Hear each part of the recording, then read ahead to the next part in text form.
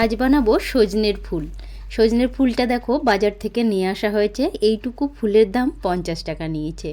ডাঁটি আর দেখে ভরা, তবু নিয়ে আসা হয়েছে যেহেতু উপকারী ফুল একটা, এটা এই সময় খাওয়া খুবই ভালো।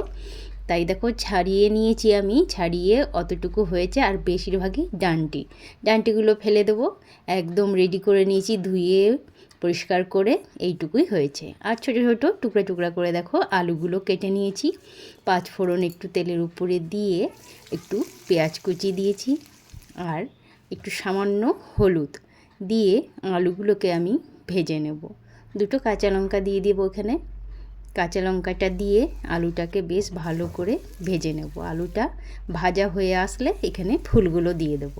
ফুলগুলো দিয়ে হালকা আঁচে একটু নেড়ে চেড়ে ভেজে নেব। একদম কড়া করব না, কারণ এই ফুলটা সামান্য এখানে একটু লবণও দিয়ে দিয়েছি।